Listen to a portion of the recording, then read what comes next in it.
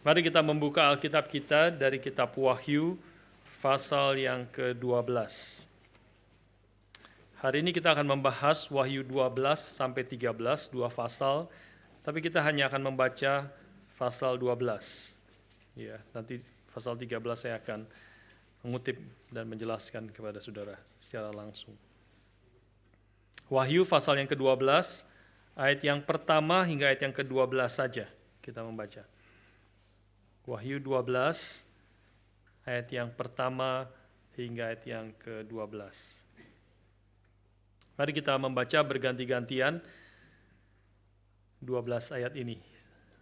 Saya membaca ayat yang pertama, saudara ayat yang kedua, bergantian sampai ayat yang ke-12. Wahyu 12, ayat yang pertama saya akan mulai.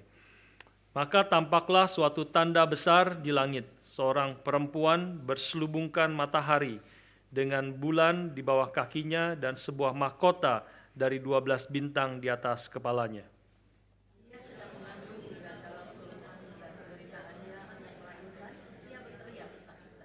Maka tampaklah suatu tanda yang lain di langit, dan lihatlah seekor naga merah padam yang besar, berkepala 7 dan bertanduk 10, dan di atas kepalanya ada 7 mahkota.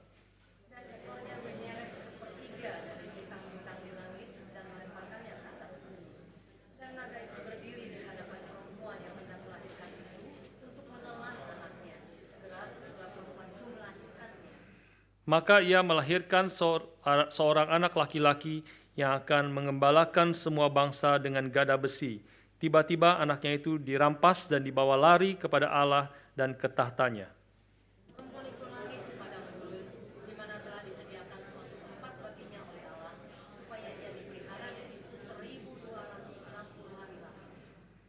Maka timbullah peperangan di sorga. Mikael dan malaikat-malaikatnya berperang melawan naga itu, dan naga itu dibantu oleh malaikat-malaikatnya.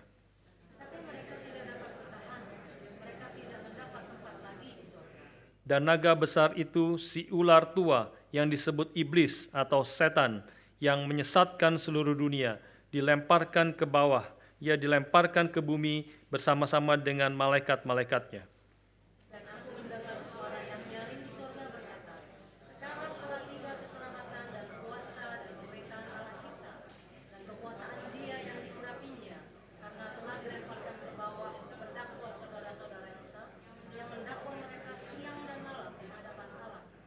Dan mereka mengalahkan dia oleh darah anak domba dan oleh perkataan kesaksian mereka, karena mereka tidak mengasihi nyawa mereka sampai ke dalam maut. Karena itu bersukacitalah, hai sorga dan hai kamu sekalian yang diam di dalamnya. Celakalah kamu, hai bumi dan laut, karena iblis telah turun kepadamu dalam gelapnya yang dahsyat, karena ia tahu bahwa waktunya sudah singkat. Mari kita berdoa sekali lagi, mohon pimpinan Tuhan.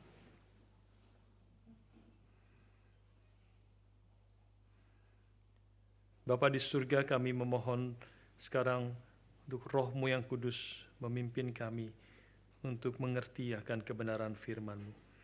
Karena kami begitu lemah, kami begitu terbatas, kami begitu bodoh, banyak hal yang kami sulit untuk mengerti akan kebenaran firman yang Kau telah nyatakan kepada kami di dalam Alkitab. Karena itu kami memohon Roh-Mu yang kudus saja, yang telah mewahyukan firman ini kepada hamba-hamba-Mu, Rasul Yohanes khususnya, juga roh yang sama, roh kebenaran itu, memimpin setiap kami, baik hamba-Mu yang berbicara maupun setiap kami yang mendengar, sehingga kami boleh mengerti apa yang Tuhan inginkan untuk kami mengerti, sehingga kami boleh meresponi sesuai dengan apa yang juga Tuhan inginkan. Berkati kami dan pimpinlah setiap kami ya Tuhan. Dalam nama Tuhan kami Yesus Kristus, kami bersyukur dan berdoa. Amin. Saudara sekalian, salah satu ciri film yang bagus itu ya adalah kalau musuhnya itu hebat. Ya, kalau pertempuran perang itu kalau musuhnya hebat, lebih hebat lagi, maka itu semakin bagus dan semakin menegangkan film itu. Ya, kalau musuhnya itu begitu sekali tembak langsung mati begitu ya, sekali pukul langsung jatuh begitu, itu pasti jadi nggak seru gitu ya, langsung sebentar habis dan ini apa langsung kalah gitu musuhnya ya. Karena itu film-film seperti misalnya salah satu film yang sangat menegangkan itu 24, suruh nonton film 24, karena musuhnya tuh sudah susah sekali, sudah hebat sekali, dikejar-kejar, akhirnya kalah, ternyata di balik musuhnya itu ada musuh yang lebih besar lagi. Ya, dan dikejar-kejar, musuhnya itu kalah, ternyata di balik musuhnya itu ada musuh yang lebih besar lagi, ada bos yang lebih besar lagi. Jadi seperti tidak habis-habis filmnya, ya, lebih kuat dan semakin menegangkan, gitu ya. Kalau film juga, kalau salah satu film yang Avengers yang bagus kita tahu Endgame, gitu ya. Endgame itu musuhnya sangat hebat, gitu kan? Musuhnya sangat hebat, menguasai begitu, hampir mendapatkan semua kekuatan yang ada di dalam dunia ini, sehingga itu menjadi salah satu film yang sangat menegangkan. Saudara sekalian, di dalam Wahyu pasal 12 yang kita baca dan kemudian pasal 13 juga, di sini kita melihat musuh daripada Kristus dan musuh umat Tuhan juga digambarkan sangat hebat sebenarnya dan sangat mengerikan. Ya, di dalam bacaan yang tadi kita sudah membacanya. Tetapi kita perlu tahu dan saya perlu memberi peringatan kepada saudara, akhir daripada peperangan ini juga sudah dinyatakan sebenarnya di dalam tadi yang kita baca secara sedikit-sedikit gitu ya, belum terlalu lengkap. Akhirnya nanti seperti anti klimaks. Ya, karena apa? Karena ketika akhirnya Tuhan datang, Tuhan menyatakan dirinya, maka semuanya musuhnya langsung hancur, langsung dikalahkan, langsung tidak berdaya apa-apa.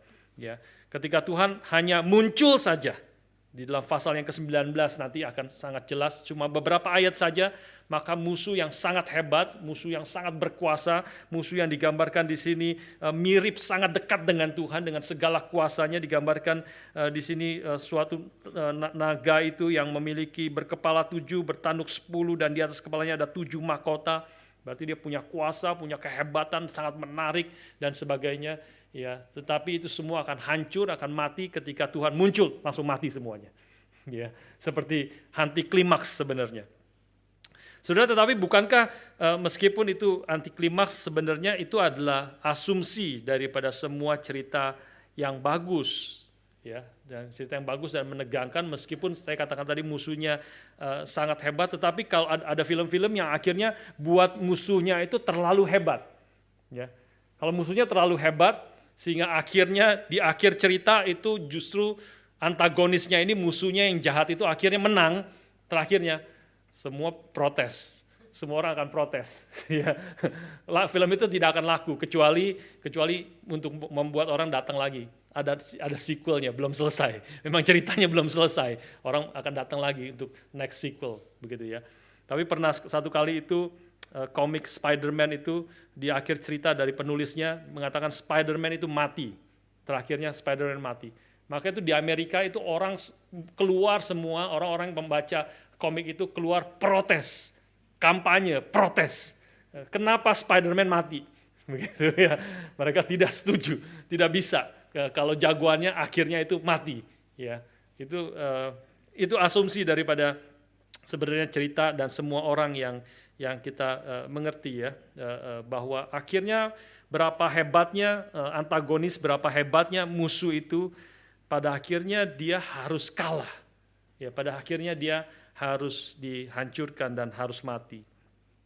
Saudara sekalian, tentu Wahyu adalah bukan cerita seperti Spider-Man atau 24 yang adalah imajinasi orang, begitu ya. Tetapi ya itu, imajinasi orang itu, orang membuat cerita-cerita, semua menarik apapun sebenarnya, kadang-kadang, bukan kadang-kadang, itu sebenarnya mengikuti alur cerita daripada Alkitab sebenarnya.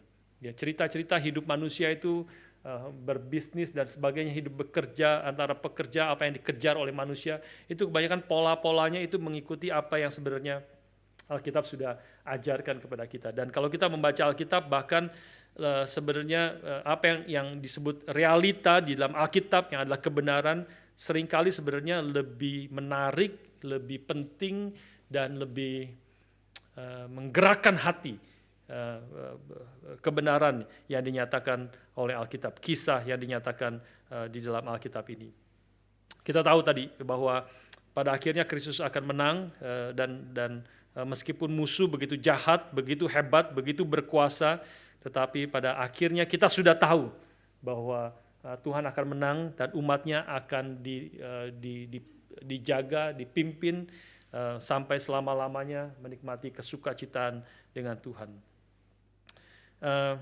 Tentu hal ini, kebenaran ini memberikan penghiburan dan kekuatan bagi anak-anak Tuhan, ya, yang kita juga nyata, real, bahwa kita di dalam dunia ini mengalami banyak kesulitan, banyak tantangan, ada aniaya, ada penderitaan karena nama Kristus, ya. Itu juga sesuatu yang real, dan inilah tujuannya dinyatakan gambaran-gambaran cerita tentang apa yang sebenarnya membuat kita mengerti apa yang sebenarnya sedang terjadi, yang kita sedang alami di tengah-tengah dunia ini, dan juga dilihatnya nanti dari sudut pandang Tuhan, dari apa yang terjadi di balik daripada kesulitan, pergumulan, pertentangan, pertempuran yang sedang dialami akan umat Tuhan. Dan sekaligus kebenaran ini mengingatkan kita, Alkitab mengajarkan kepada kita bahwa segala kerusakan, kejahatan yang dilakukan oleh setan, yang juga to some extent itu dialami, kesulitan itu, penderitaan itu, bahkan kita bisa mengalami ujungnya adalah kematian secara fisik. Umat Tuhan, hamba-hamba Tuhan, para nabi-nabi Tuhan itu dibunuh karena iman mereka, karena ketaatan mereka kepada Tuhan. Tetapi itu pun bisa terjadi, itu pun bisa dialami oleh umat Tuhan atas izin daripada Tuhan. Ya, karena Tuhan pada akhirnya dia adalah Tuhan yang berdaulat, berkuasa, dan pada akhirnya dia menang. Kalau sekarang ini kita sebagai umat Tuhan mengalami tantangan itu, mengalami kesulitan, pergumulan, penderitaan, aniaya, bahkan sampai kematian, itu pun bisa terjadi karena Tuhan yang mengizinkan. Alkitab terus-menerus menegaskan kepada kita bahwa bahkan selembar rambutmu pun tidak akan jatuh kalau itu tidak dikehendaki oleh Tuhan. Ini menjadi penghiburan kepada kita secara besar mengerti akan kitab Wahyu dan pertempuran-pertempuran yang kita baca pada hari ini. Karena memang umat Tuhan di tengah-tengah dunia ini, umat Tuhan yang setia, taat kepada Tuhan, akan mengalami kesulitan dan penderitaan di dalam dunia ini. Ya. Kristus berkata kepada murid-muridnya, jikalau mereka menganiaya aku, dunia ini menganiaya Kristus, maka mereka juga akan menganiaya kamu. Ya, itu fakta yang kita harus terima, mengerti, dan panggilan Tuhan. Dan justru ketika kita hidup melakukan kehendak Tuhan, seperti minggu lalu saya sudah katakan, kita akan mengalami tantangan, kesulitan, pergumulan, dan aniaya. Ya, sekaligus kita diingatkan melalui kitab Wahyu bahwa Tuhan tidak akan meninggalkan umatnya dan terus menyertainya sampai selama-lamanya. Bahkan kematian pun tidak akan memisahkan kita dari kasih Allah di dalam Kristus. Ya. Itu gambaran besar dan melihat apa yang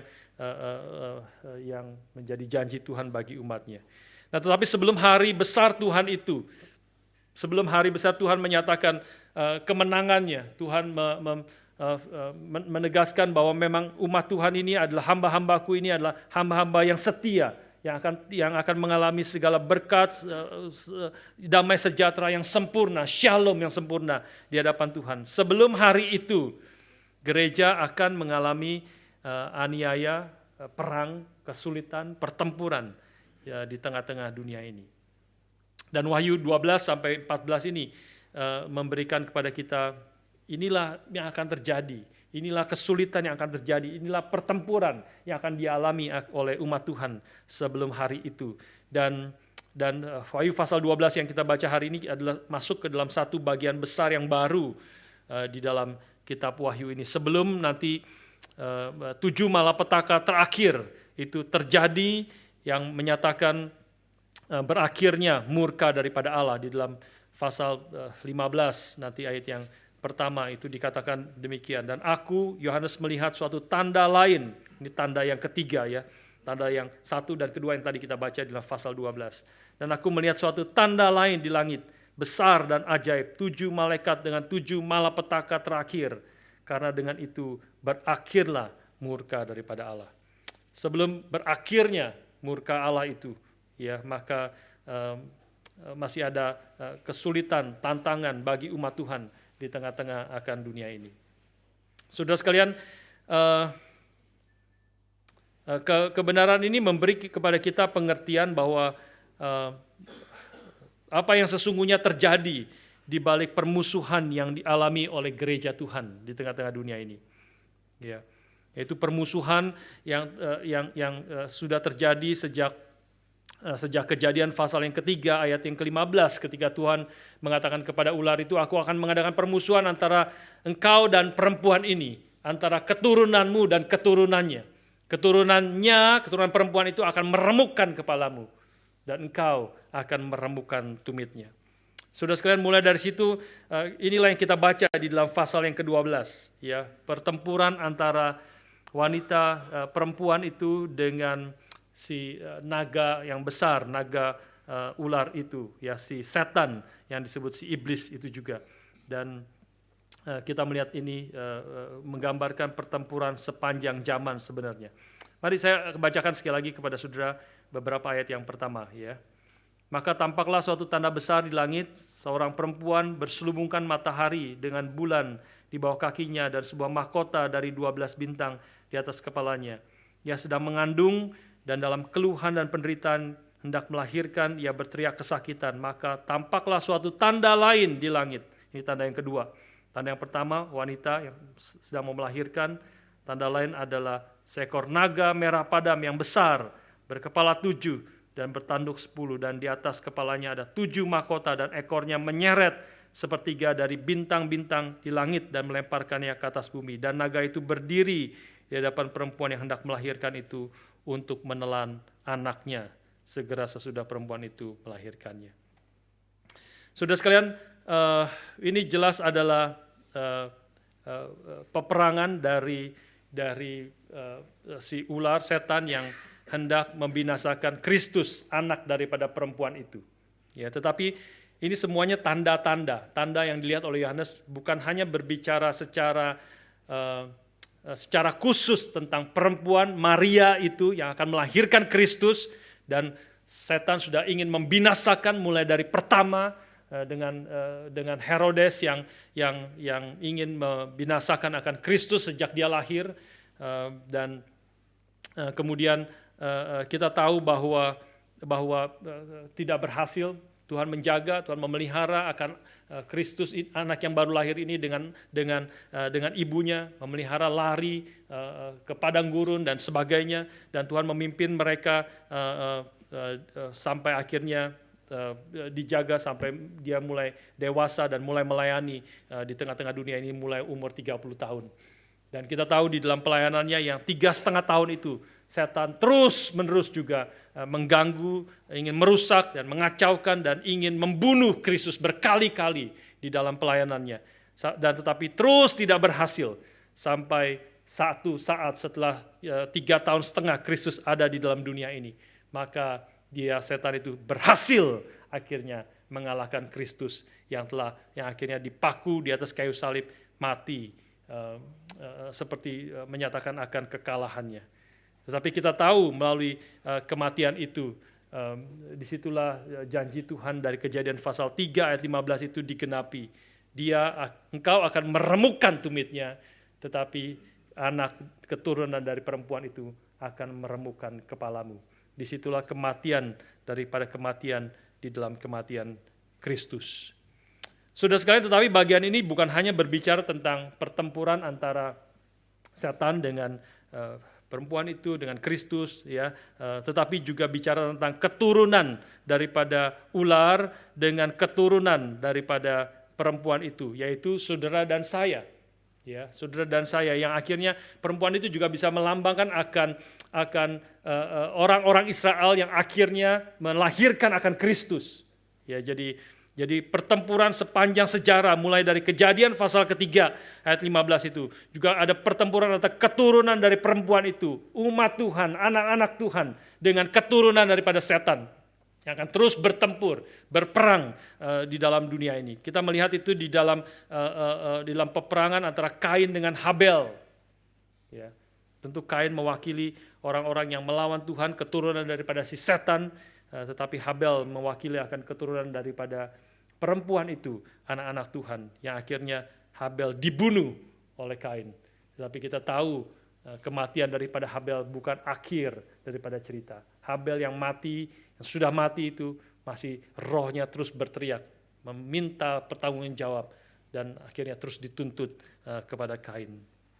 Kisah Ismail dengan Ishak juga adalah pertempuran antara keturunan daripada umat Tuhan dengan keturunan daripada si setan, ya, yang akhirnya terus melawan Tuhan. Keturunan pertempuran antara Esau dengan Yakub, dua saudara kembar yang dalam kandungan. Mulai dalam kandungan mereka juga bertempur, berperang untuk siapa yang menjadi anak yang paling sulung. Dan kita tahu akhirnya Yakub dengan keturunannya itu juga adalah yang disebut Israel, yang sebagai umat daripada Tuhan, dan Esau adalah orang-orang yang melawan akan umat Tuhan. Saudara sekalian, sepanjang zaman itu digambarkan dalam Alkitab bahwa akan ada pertempuran antara umat Tuhan dengan orang-orang yang melawan akan Tuhan. Saudara sekalian, mari kita melihat sekarang ayat yang pertama, tanda yang pertama, ya, pasal 12 ayat yang pertama. Di situ dikatakan, tampaklah suatu tanda besar di langit, seorang perempuan berselubungan matahari. Hanya ada 3 tanda, seperti saya katakan, di dalam seluruh kitab Wahyu, dan 2 tanda itu ada di dalam Wahyu 12 ini sebagai titik pusat daripada seluruh kitab Wahyu sesungguhnya. Tanda yang pertama adalah seorang perempuan, tanda yang kedua adalah seekor naga merah. Dan ini adalah terus pertempuran antara perempuan dan naga merah itu menjadi cerita utama di dalam Wahyu pasal yang ke-12. Dan digambarkan di sini, kita melihat di dalam pasal 12, pertempuran yang sama dari naga itu dengan perempuan ini, antara keturunan daripada si ular dengan juga keturunan daripada perempuan itu.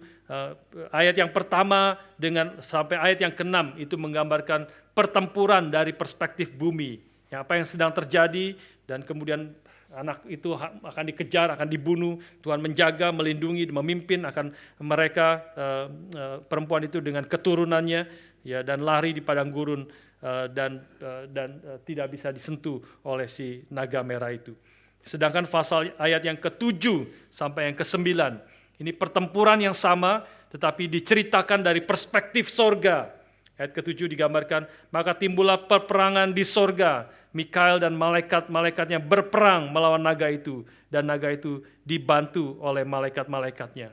Tapi mereka tidak dapat bertahan, mereka tidak mendapat tempat lagi di sorga. Dan naga besar itu, si ular tua yang disebut iblis atau setan, yang menyesatkan seluruh dunia, dilemparkan ke bawah, ya, dilemparkan ke bumi bersama-sama dengan malaikat-malaikatnya.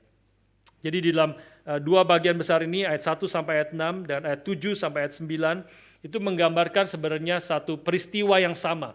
Pertempuran antara naga merah, si setan itu, melawan perempuan itu dan melawan keturunan daripada perempuan itu.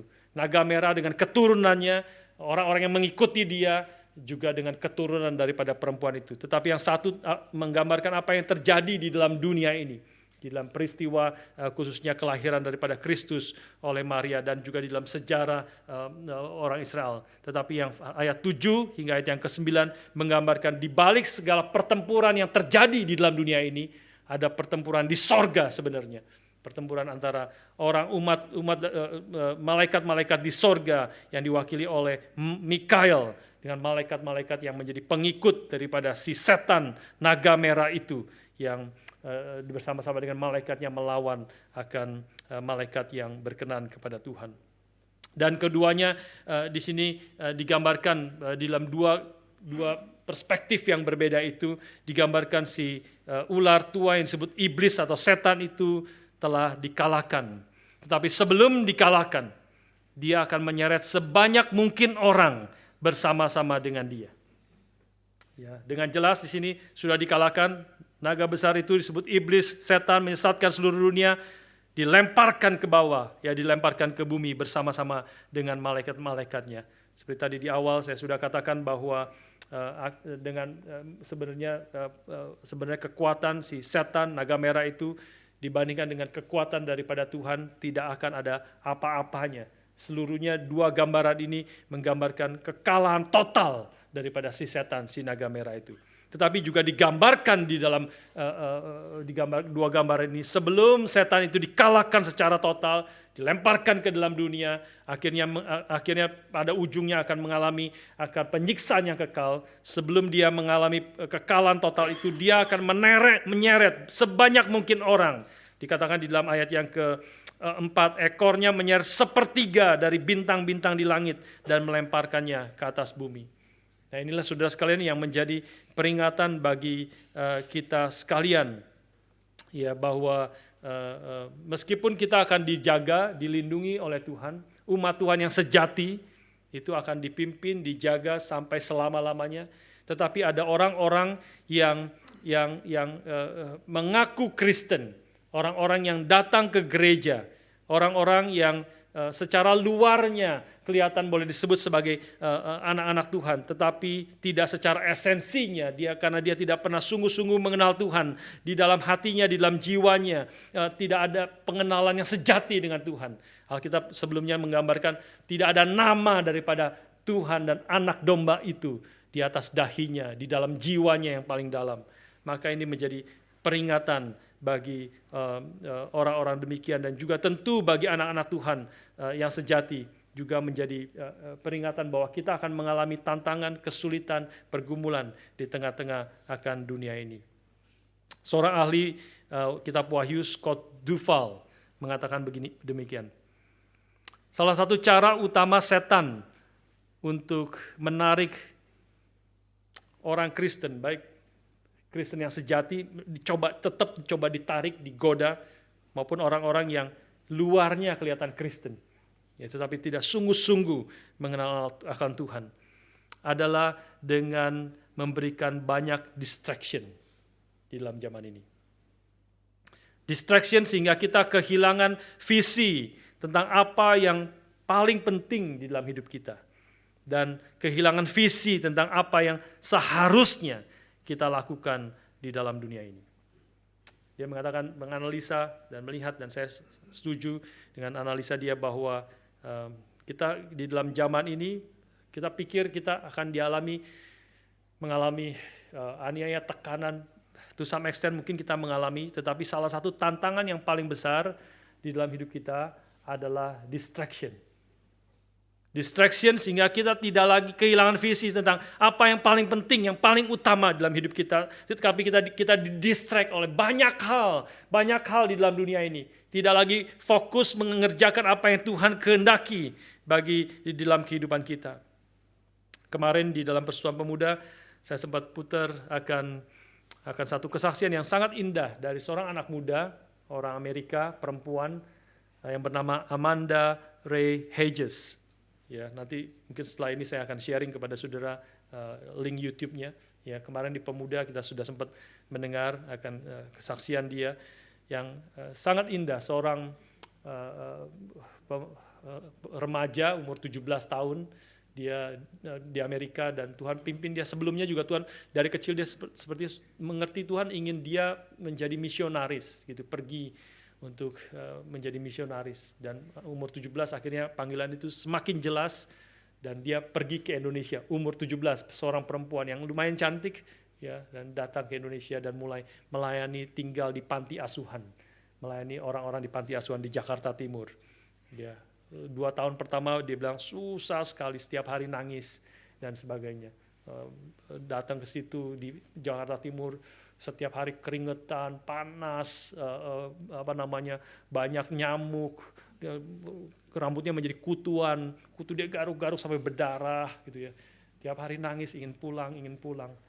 Tapi Tuhan terus pelihara, Tuhan jaga dia, Tuhan beri kekuatan. Banyak kesaksian yang sangat indah di dalam kesaksian dia. Saya sendiri sangat digerakkan mendengar akan kesaksian dia. Sekarang mungkin sudah umur mungkin sekitar 26, 27, dan dia terus melayani. Bahkan dia bukan hanya dia bersama dengan teman-teman yang lain, orang-orang Indonesia yang lain, membuka satu panti asuhan yang baru. Kemudian melayani di situ, berkembang pelayanannya di panti asuhan itu. Nanti sudah saya akan lihat secara detailnya. Salah satu yang dia katakan yang sesuai dengan Scott Duvall ini, ya, tentang distraction, dia mengatakan hal yang baik ya. Dia mengatakan secara singkat tapi jelas sekali, dia mengatakan dia juga setuju bahwa hidup kita di dalam dunia ini dan sekarang ini khususnya anak-anak muda, dia katakan itu penuh dengan distraction dalam hidup kita. Ya, waktu dia dulu punya sosial media, sekarang dia semua tidak ada karena dia tahu sosial media itu, meskipun dia tahu itu ada hal yang baik yang bisa dikerjakan terjadi dengan itu, ya, tetapi seringkali di dalam hidup dia dan juga di dalam hidup banyak anak muda, dia katakan itu distract dari banyak hal yang penting di dalam dunia ini. Waktu kita datang beribadah kepada Tuhan, waktu dia katakan saya datang beribadah kepada Tuhan, membaca firman, mempelajari firman, hati saya berkobar-kobar untuk Tuhan. Sungguh-sungguh hati saya, jiwa saya, roh saya berkobar-kobar bagi Tuhan. Tapi setelah selesai di gereja melayani itu dan pulang ke rumah, dia mulai buka HP, mulai swipe. Langsung dia bilang, roh saya langsung padam.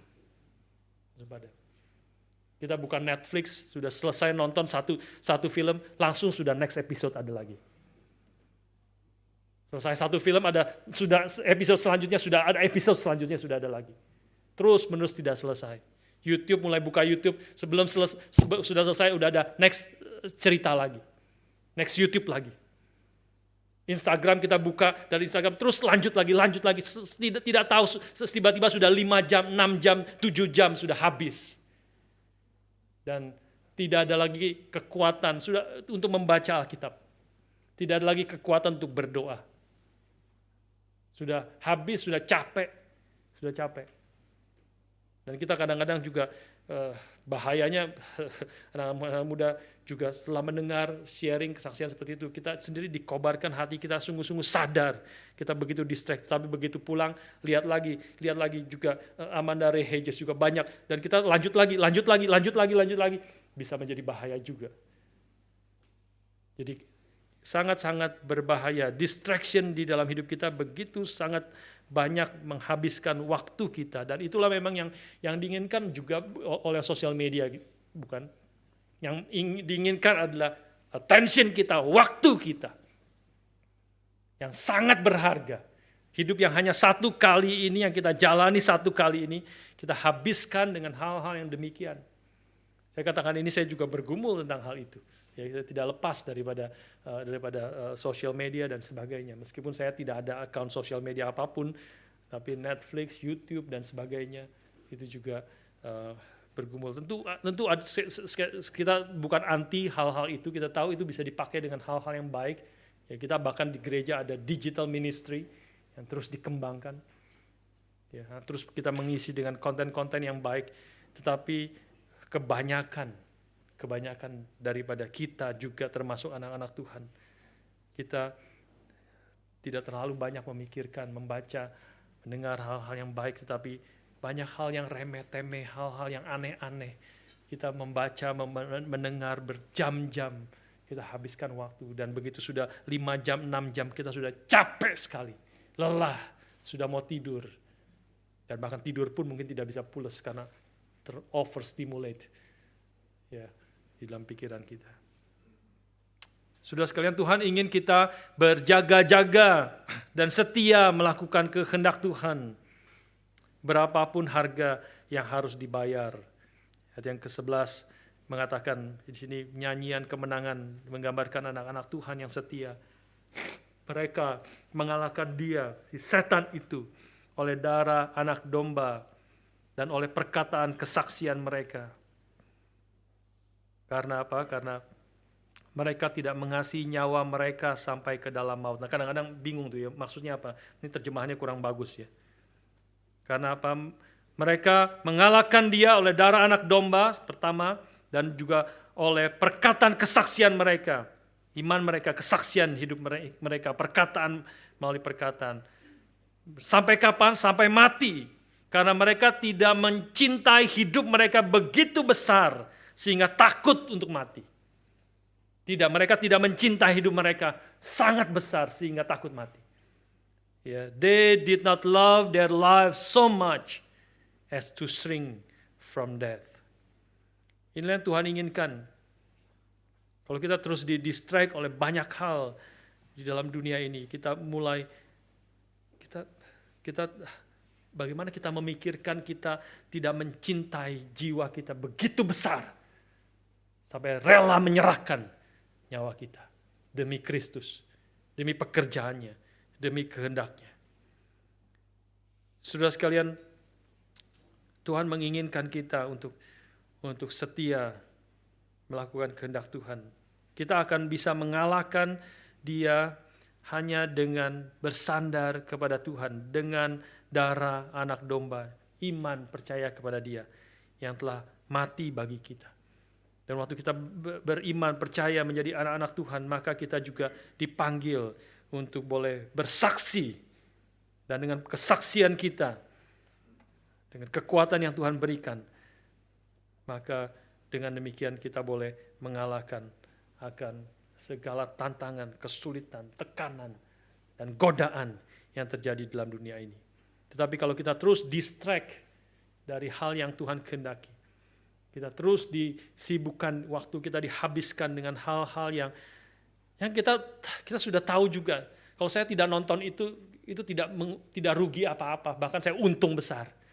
Kalau saya tidak menghabiskan waktu 5 jam, 6 jam, 7 jam, setiap hari, bukan hanya sehari 2 hari, setiap hari kita habiskan berjam-jam waktu di distract tentang hal-hal yang tidak penting.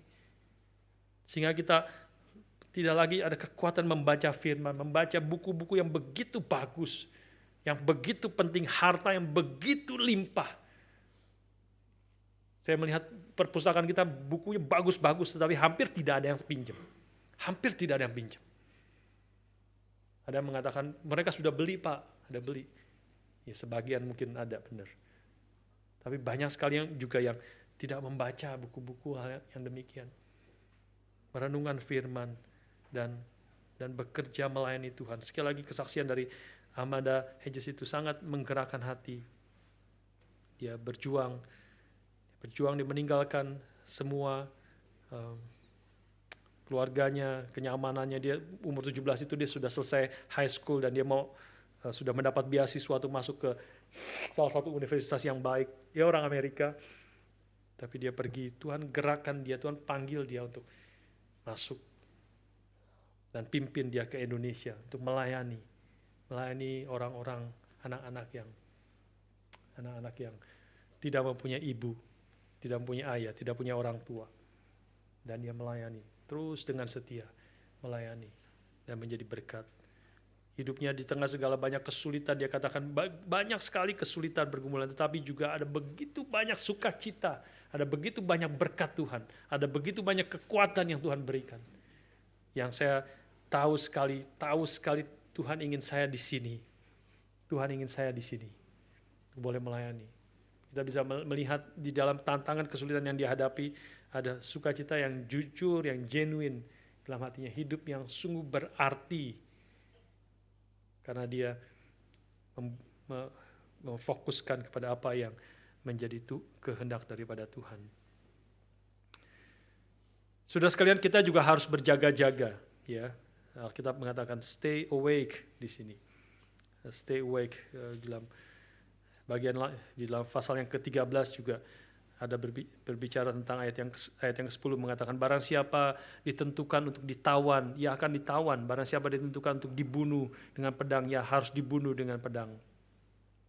Yang penting di sini ialah ketabahan dan iman orang-orang kudus. This call for patient endurance and faithfulness on the part of the saints. Panggil untuk sabar dalam kesulitan, penderitaan, dan juga setia di tengah segala tantangan yang ada.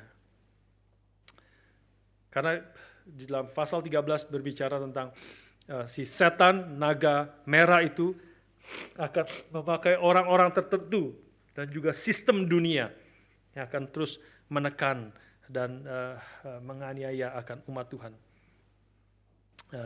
Sistem dunia adalah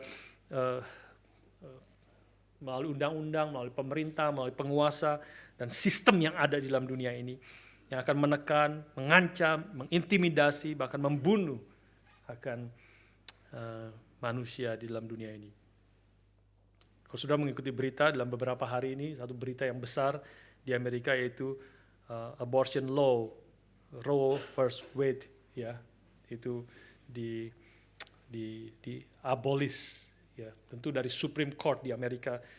Belum harus belum tahu bagaimana aplikasinya dalam setiap state yang ada, yang mereka memiliki independensi menentukan hukum setiap negara bagian masing-masing. Tapi itu baru terjadi, abortion law ini diputarbalikan setelah 49 tahun kalau tidak salah itu berlaku, dan ada yang menghitung itu kira-kira sudah setelah 63 juta bayi dalam kandungan itu dibunuh. 63 juta bayi dalam kandungan dibunuh. Tetapi sekarang pun itu pasti tidak mudah.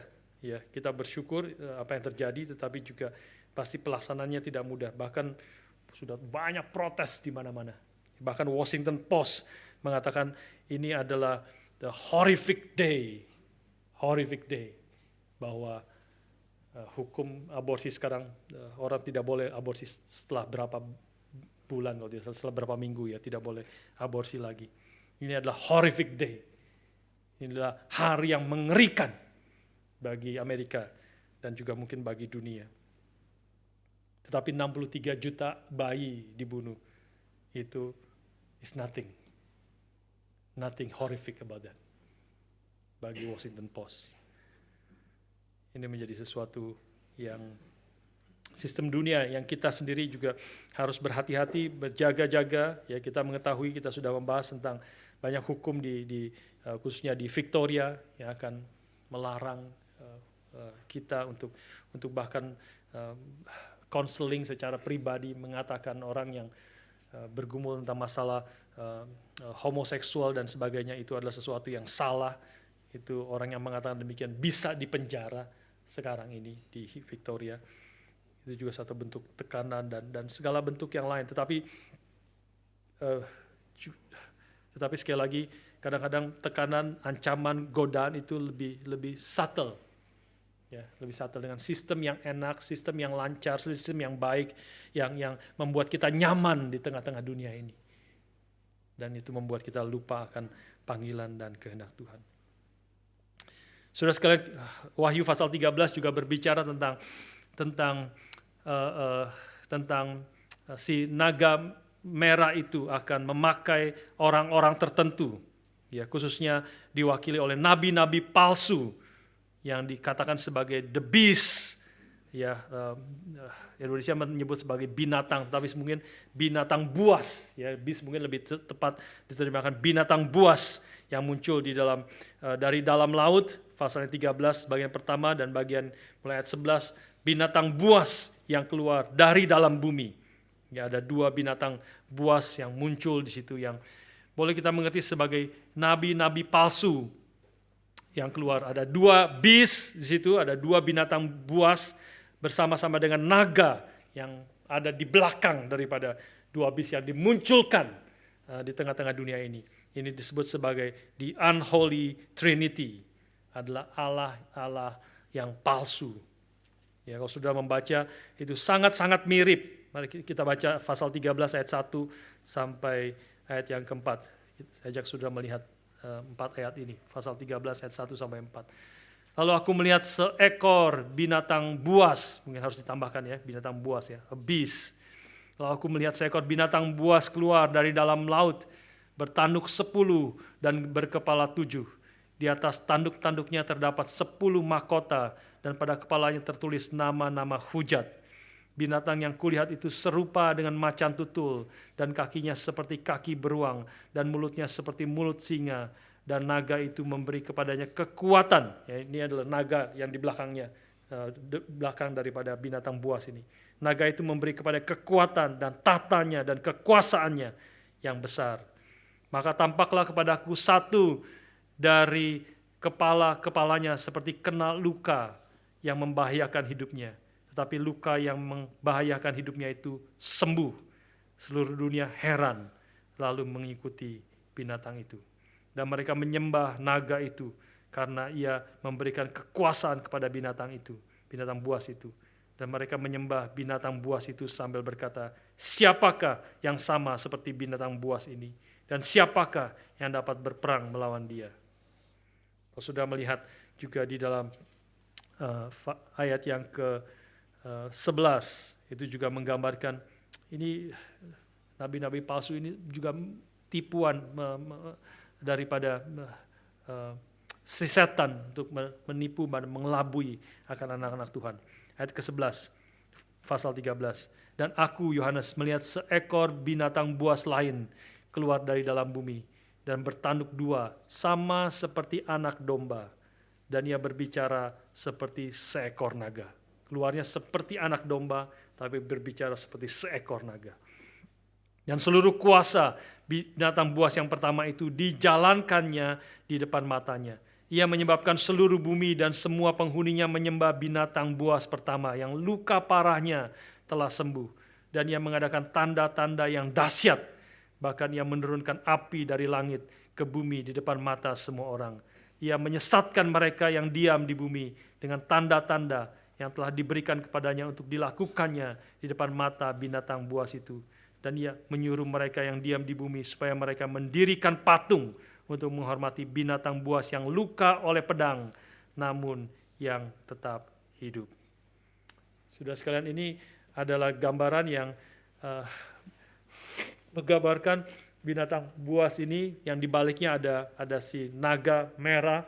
Ini adalah satu tipuan mirip seperti domba yang telah mati tetapi hidup lagi seperti anak domba. Kelihatan bagus seperti anak domba, tapi keluar kata-kata hujatan, ya, suaranya seperti naga.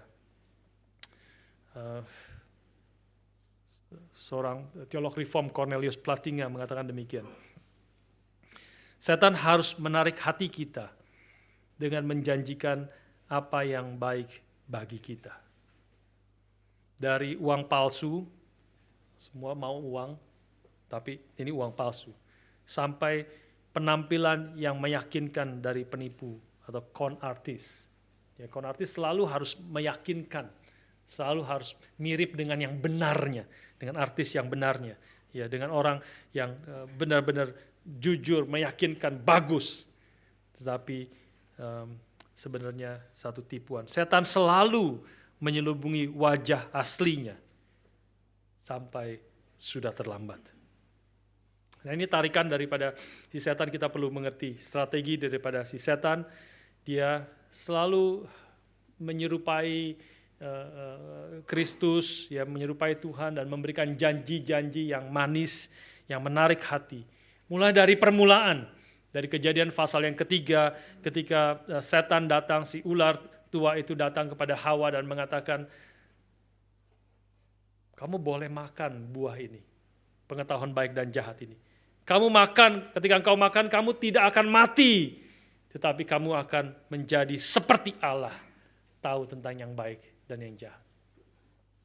Jadi artinya ketika setan mengatakan seperti demikian, dia menarik hati Hawa di dalam satu pengertian. Hawa menginginkan hal yang baik sebenarnya. Ya. Dia ingin menjadi seperti Allah. Itu adalah sesuatu keinginan yang sebenarnya itulah yang Tuhan kehendaki. Nanti dalam akhir hidup kita akan menjadi seperti Dia. Bukan sama dengan Dia, tetapi seperti Dia. Kita akan menjadi seperti Kristus.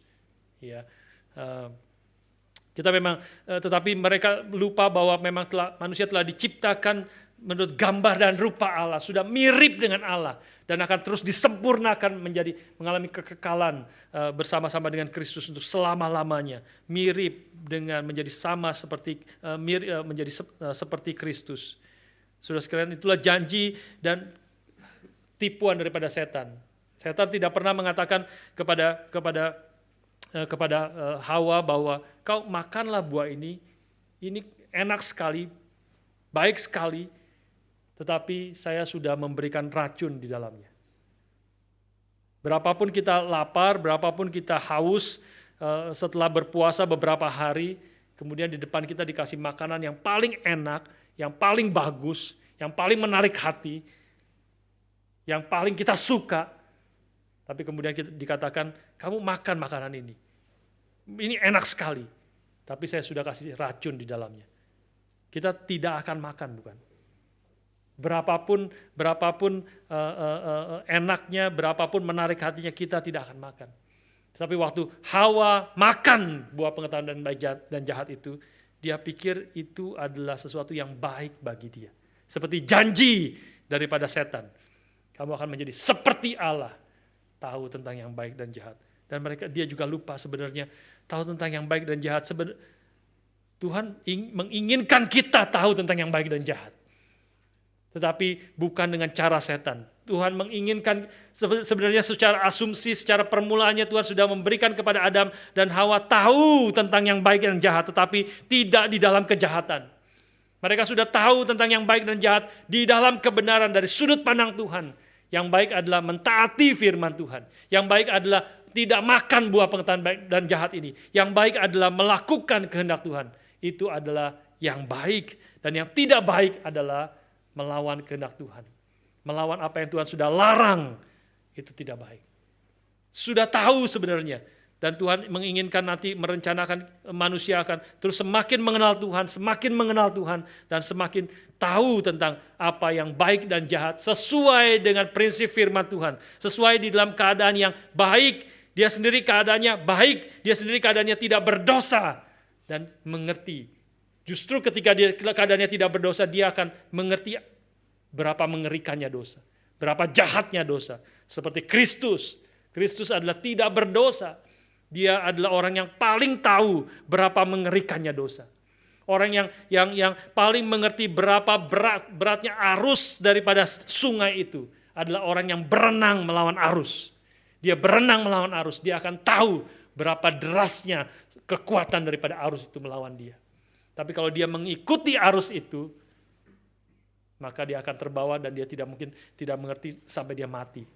Tidak mengerti akan berapa kerasnya arus itu. Kristus adalah contoh hidupnya tidak pernah berdosa, tapi dia mengerti sekali, dia telah dicobai di dalam segala hal. Dia mengerti berapa kekuatan kuasa daripada dosa, tetapi dia justru dalam keadaan tidak berdosa. Dia mengetahui apa yang baik dan jahat. Tuhan menginginkan akan hal itu bagi umatnya, tetapi sekarang ditipu oleh setan, kau makan buah itu, sehingga kau mengetahui apa yang baik dan apa yang jahat. Dan tetapi ketika Adam dan Hawa makan buah itu, mereka betul mengetahui apa yang baik dan jahat. Tetapi sekarang keadaannya justru bukan di dalam keadaan yang baik. Keadaannya dia sudah dalam keadaan berdosa. Dalam keadaan berdosa itu dia sudah terlambat. Sudah terlambat sekarang mengalami segala dosa dan kesalahan itu, mengalami segala kejahatan dan dosa, mengalami ketakutan itu, dan Tuhan yang akhirnya harus memberikan penghukuman bagi umat manusia. Saudara sekalian, setan selalu menarik hati kita sekali lagi dengan menjanjikan apa yang baik, tetapi counterfeit, tetapi tipuan, sehingga kita baru mengetahui setelah terlambat, setelah kita jatuh di dalam dosa yang akhirnya merusakkan akan hidup kita. Seperti cara orang Eskimo itu menangkap akan serigala, dia akan memberikan apa yang serigala itu inginkan. Dia akan pertama-tama dia akan bisa menangkap serigala kalau dia memberikan apa yang serigala itu inginkan, ya, yaitu memberikan darah. Cara menangkap orang Eskimo menangkap serigala adalah dengan menyelupkan pisau yang tajam sekali. Pisau yang sudah diasah sangat tajam. Itu dicelupkan di dalam darah domba atau kambing atau binatang atau apapun. Darah kambing atau domba dicelupkan, pisau itu dicelupkan dan dikeluarkan menjadi beku. Karena dingin sekali, beku, dan kemudian dicelupkan sekali lagi. Diangkat menjadi beku lapisan yang kedua. Dicelupkan lagi lapisan yang ketiga. Dicelupkan lagi lapisan yang keempat. Terus menerus sampai lapisannya begitu tebal sehingga tidak lagi ada tajamnya. Hanya ada darah yang berlapis-lapis di dalam menutupi akan pisau atau pedang yang tajam itu. Kemudian ditaruhlah pisau dan pedang itu di tempat di mana serigala sering lewat, dan serigala mulai mencium dari jauh, mencium darah. Dan dia akan cium-cium, endus-endus, dan dia menemukan, oh ini darah. Dan dia mulai jilat pisau itu darah yang telah dilumuri darah itu, berlapis-lapis darah. Dia mulai jilat, makin jilat mulai melelehlah darahnya itu. Darah yang sudah beku itu sekarang mulai meleleh dengan hangatnya lidah daripada serigala itu. Dia mulai meleleh, semakin dia senang, semakin dia bernafsu. Ini darah, dia jilat lagi, makin kencang dia jilat. Sampai dia tidak sadar, sekarang bukan lagi darah, sebenarnya adalah sudah sampai pisaunya yang dia jilat itu sebenarnya darahnya sendiri. Karena lidahnya mulai berdarah, sampai dia semakin bernafsu. Sampai dia menjilat darahnya sendiri dan sampai dia mati. Itulah cara setan menarik hati kita. Membawa kita, menarik untuk kita melakukan pikir apa yang baik. Semua orang berdosa selalu pikir dia melakukan sesuatu yang menguntungkan dia, yang baik bagi dia. Tidak ada orang yang berdosa karena terpaksa. Semua orang berdosa berpikir ini adalah sesuatu yang menguntungkan, ini adalah sesuatu yang baik bagi saya. Adam dan Hawa waktu dia memakan buah pengetahuan baik dan jahat itu, dia pikir itu adalah sesuatu yang baik bagi saya. Tapi itu baik menurut dia yang sudah dipengaruhi oleh setan, dan bukan baik menurut Tuhan. Dan akibatnya adalah binasa dan akan binasa dan akan mati. Saudara sekalian, biarlah kita bagian ini pasal 12-13 mengajak kita untuk terus setia dan sabar menanggung segala kesulitan seperti pasal 13 ayat yang ke-10. Ini adalah panggilan untuk kita sabar menanggung segala tantangan, kesulitan, dan terus setia di dalam pekerjaan Tuhan. Setia mengikut Tuhan. Panggilan ini mengingatkan kita karena memang salib itu adalah kebodohan bagi orang Yunani dan batu sandungan bagi orang Yahudi. Karena itu kita harus setia dan sabar menanggung kesulitan. Ketika mengikut Kristus akan ada kesulitan. Kristus yang telah mati, Kristus yang telah menyerahkan nyawanya, Kristus yang telah disalibkan itu. Kita mengikut Dia, menyangkal diri, memikul salib dan mengikut Kristus. Kristus yang telah disalibkan. Paulus mengatakan, aku tidak mau mengetahui apapun juga selain Kristus yang disalibkan. Itulah berita yang dia katakan, itulah hidup yang dia ikuti. Menyangkal diri, memikul salib dan mengikut akan Kristus yang telah disalibkan itu.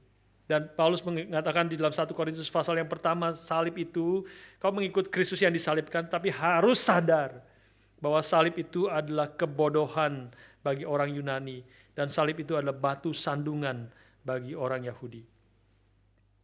Satu kebodohan bagi orang-orang secara umum di dalam dunia ini juga. Pada zaman itu orang-orang Yunani melihat orang-orang Yunani dan Yahudi yang melihat bagaimana Kristus disalibkan, mereka berteriak, turunlah dari salib itu. Ini adalah satu kebodohan. Bagaimana engkau bisa menyelamatkan dunia ini sementara engkau tidak bisa menyelamatkan dirimu sendiri. Turun dari salib itu dan kami akan percaya kepadamu. Satu kebodohan, bagaimana engkau bisa menang, bisa mengalahkan musuhmu dengan engkau mati dan kalah. Nah, ini menjadi sesuatu yang kita harus sadar. Waktu kita mengikut jalan Tuhan, dunia akan mengatakan kau adalah mengikuti jalan yang bodoh, kau mengikuti jalan yang akan menjadi batu sandungan, karena bagaimana orang yang tersalib itu bisa menyelamatkan orang yang berdosa, orang yang tidak disalibkan bahkan. Biar kita mengingat akan hal ini, karena itu kita terus setia dan menanggung segala kesulitan. Karena kita tahu yang bodoh dari Allah itu jauh lebih berhikmat daripada hikmat dunia. Dan yang lemah dari Allah itu jauh lebih kuat daripada kekuatan manusia. Biar kita boleh ingat akan hal ini. Alkitab, Tuhan Yesus memberi satu perumpamaan tentang orang kaya yang bodoh. Orang kaya yang bodoh yang dia mengumpulkan hasil panennya, dan semakin banyak panennya makin banyak tidak cukup lumbungnya.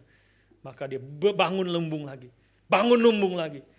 Terus dipenuhi semua lumbung-lumbungnya dengan hasil panen yang begitu banyak. Dan dia begitu berhasil. Dan setelah selesai semuanya dia berkata, sekarang jiwaku bersenang-senanglah, nikmatilah semua hasil yang telah engkau kerjakan. Dan Tuhan Yesus mengatakan, hai kamu orang bodoh. Kamu orang bodoh. Malam ini juga nyawamu diambil daripadamu. Untuk apa semua hasil yang kau telah kerjakan di dalam dunia ini? Untuk siapakah itu nanti? Seorang penulis memberikan contoh tentang secara modern perumpamaan itu. Secara modern zaman sekarang ini adalah seorang pria yang terus juga mengembangkan akan bisnisnya. Mengembangkan bisnisnya, dan dia waktunya, bisnisnya terus berkembang semakin maju, dan dia seluruh waktunya, hidupnya untuk mengerjakan, memperkembangkan bisnis, semakin hari semakin maju dan semakin menghasilkan begitu banyak uang, dan uangnya diinvest lagi, terus memperkembangkan akan bisnisnya, sehingga seluruh waktu dan hidupnya diserahkan untuk mengejar akan uang di dalam dunia ini. Istrinya sudah ajak dia, jangan terlalu waktumu bagaimana untuk keluarga, bagaimana untuk Tuhan. Dia bilang nantilah kalau ada waktu. Tapi dia lupa, tidak pernah akan ada waktu kalau dia tidak menyediakan dan memprioritaskan waktu untuk Tuhan dan untuk keluarganya. Maka setelah dia menghasilkan seluruhnya dan memiliki seluruh koneksi di seluruh dunia, perusahaan internasional, dan menjadi salah satu bisnis yang terbesar di dalam dunia ini. Maka dia kemudian satu malam istrinya bangun jam 3 pagi. Dan dia waktu bangun lihat suaminya tidak ada di sebelahnya. Dan dia pikir keterlaluan. Sampai jam 2, jam 3 pagi masih bekerja untuk bisnisnya, memikirkan bisnisnya. Dia keluar dari kamarnya, turun ke kantor di rumahnya yang besar, yang bagus itu. Maka dia lihat suaminya masih di meja kantornya. Komputer masih menyala dan kepalanya ada di atas meja. Keterlaluan, sampai ketiduran, sampai capek luar biasa. Jam 3 pagi ketiduran di meja kantornya, di rumah masih bekerja. Dia hampiri mau bangunkan suaminya, kaget. Sudah dingin. Karena serangan jantung, mati. Kematiannya menggemparkan akan seluruh rekan-rekan bisnisnya di seluruh dunia. Semua orang datang, dari luar negeri datang di dalam penguburannya itu. Dan satu demi satu orang mengatakan dia seorang pemimpin yang hebat. Dia seorang inovator, seorang entrepreneur, seorang inovasi, melakukan inovasi yang begitu hebat. Dia memimpin, memberi kemajuan bagi banyak perusahaan-perusahaan di seluruh dunia ini. Semua satu demi satu pujian dikatakan untuk pria yang baru mati ini. Lalu selesai semua kebaktian dan kemudian dikuburkan dia di kuburan di makam di situ.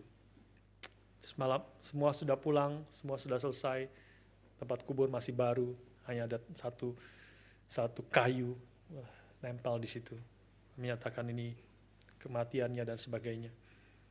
Maka malam hari itu hujan turun, gelap, malam yang dingin, dan Tuhan mengutus akan malaikatnya turun mendekati kuburan itu untuk menuliskan satu kata di atas kayu, di atas kayu itu, satu kata, FOOL, fool.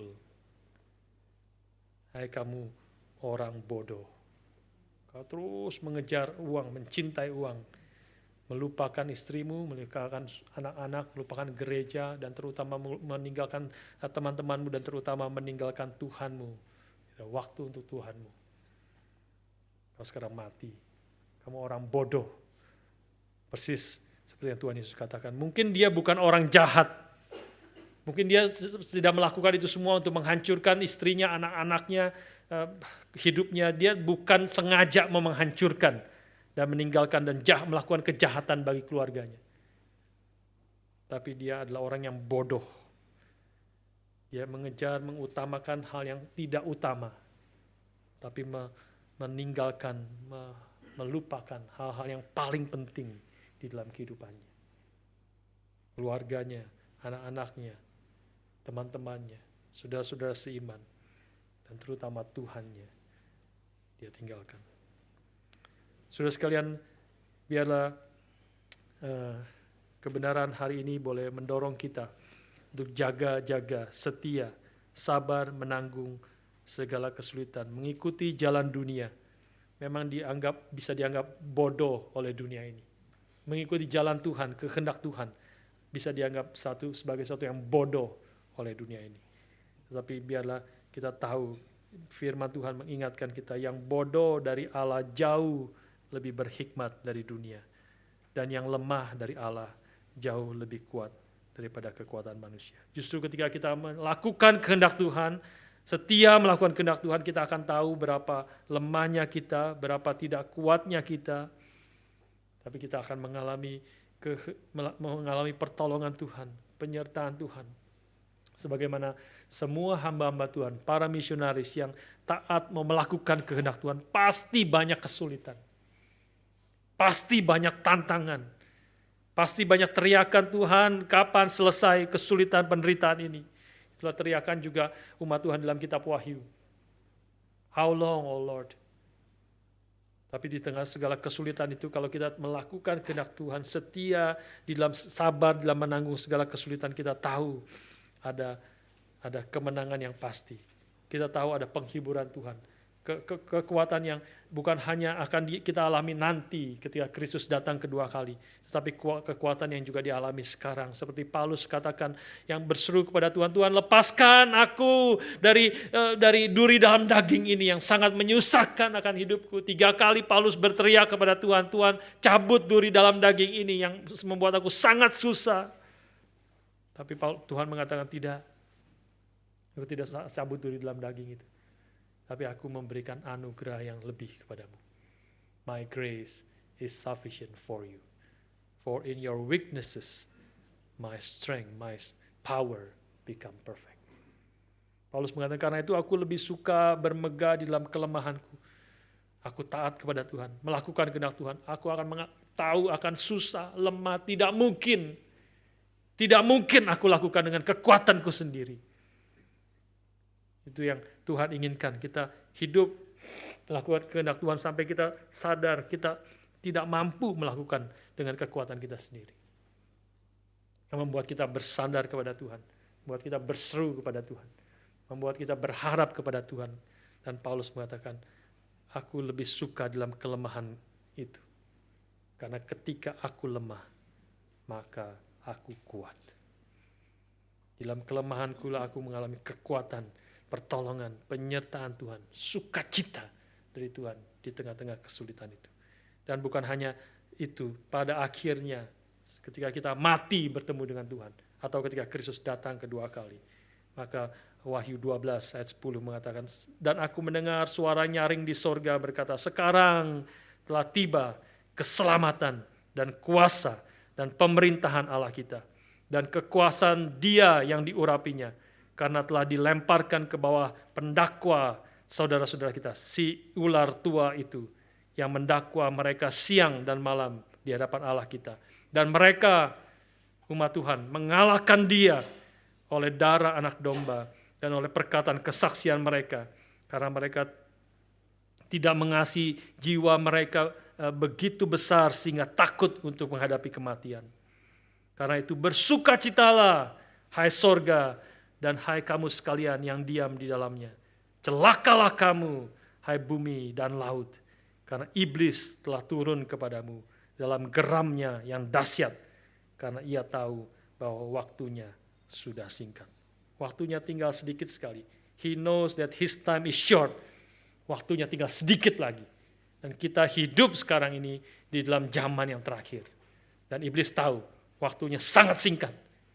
Dia akan mengerjakan apa saja, melalui distraction, melalui aniaya, melalui tekanan, melalui tipuan untuk kita tidak tipuan daripada uang dan kuasa dan sebagainya, menarik hati kita jauh daripada Tuhan.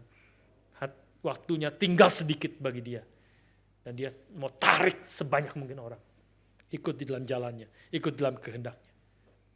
Tapi biarlah kita sebagai anak-anak Tuhan, kita boleh terus setia di tengah segala kesulitan, tengah segala tantangan yang kita hadapi. Dan kita akan mengalami pertolongan, anugerah, sukacita dari Tuhan. Bukan hanya nanti, tapi sekarang di dalam hidup kita. Jadi kita melakukan kehendak Tuhan. Tuhan akan memimpin, memberi kekuatan, menyertai kita. Dan pada nanti, ketika kita bertemu muka dengan Tuhan, kita akan menerima akan mahkota kehidupan. Kita akan menerima akan sukacita yang berlimpah-limpah. Shalom, damai sejahtera yang sempurna di hadapan Tuhan selama-lamanya. Biarlah kebenaran hari ini, kebenaran kitab Wahyu mendorong kita sekali lagi untuk setia, lakukan kehendak Tuhan, dan terus beriman kepada Dia. Mari kita berdoa.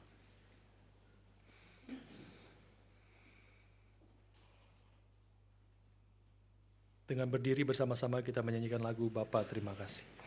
Bapa terima kasih, Bapa terima kasih, Bapa di dalam surga, puji terima kasih. Bapa di surga, kiranya Engkau memberkati dan terus memimpin kami, anak-anak-Mu, hidup di tengah-tengah dunia ini yang banyak tantangan, banyak kesulitan, sekaligus banyak godaan dan cobaan yang kelihatan begitu subtle, kelihatan begitu terselubung, yang membuat kami tidak fokus kepada apa yang menjadi kehendak Tuhan, yang membuat kami kehilangan akan visi apa yang penting yang Tuhan kehendaki. Tuhan tolonglah kami dan pimpinlah kami di dalam hidup kami yang hanya satu kali di dalam dunia ini.